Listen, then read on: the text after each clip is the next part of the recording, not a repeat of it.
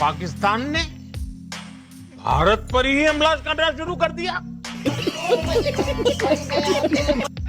আমার কিন্তু এই 20 দিন পরে আমার ডেলিভারি ডেট, আমার বেবি হবে।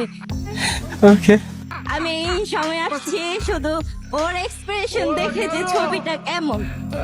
মানে আপনার 20 দিন পরে ডেলিভারি হবে? জি, 20 দিন পরে আমার ডেলিভারি ডেট, আমার বেবি হবে। আপু এইভাবে বলে তো দুষ্ট ছেলেপেলেরা মনে করবে বাচ্চার বাপু।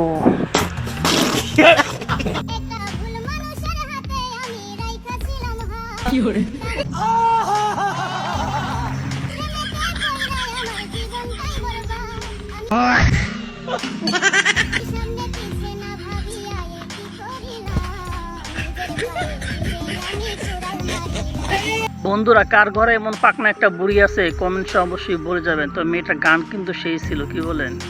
अच्छा, বিএনপিকে রাস্তায় নামার সুযোগ সৃষ্টির আগেই নির্বাচন দেন। যদি একবার রাস্তায় নেমে পড়ে তাহলে কিন্তু হাসিনার দিকে একটু তাকান। এদিকে এই নেতার কথা শুনে আমাদের সেফুদা কি বলে শুনুন। করলে কোনো কাজ হবে না। 2 বছরের মধ্যে কোনো নির্বাচন দরকার নেই। আগে 5টা, তারপর নির্বাচন। ওকে, যদি বিএনপির লোকরা প্রস্তাব করে একমাত্র, তাহলে প্রস্তাবের তরে ভেসে বঙ্গোপসাগরে গিয়ে পড়বে। তাহলে কি স্যার এই 17 বছর পোশাক আটকে রেখেছিলেন? আমি বলুম না, আমার শরম করে।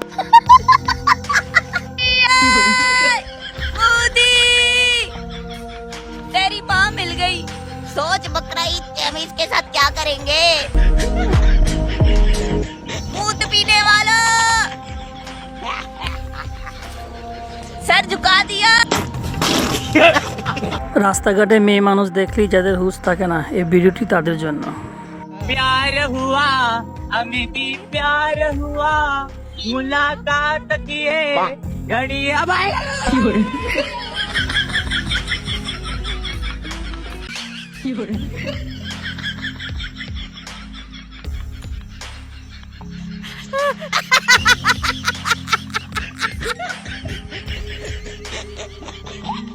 ভাইরে, বাঙালি বলে কথা, আমাদের বুদ্ধি থাকে জয়েন্টে জয়েন্টে।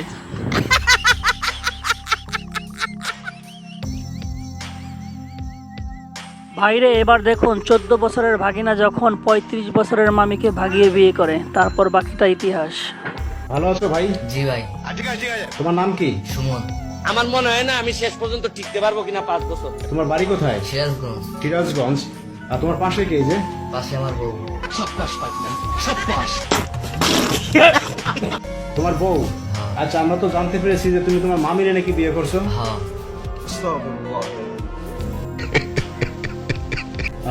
আপনার নাম কি? সাথী সাথী তুমি আমার জীবনে। আচ্ছা, এখন আপনার বয়স কত একটু বলেন তো আমাদের? 35 বছর। তো আপনি আপনার এই 14 বছর ভাগিনা নাকি বিয়ে করছেন? এইটাও সম্ভব? আপনার ঠিকানা কোথায়? সিরাজগঞ্জে।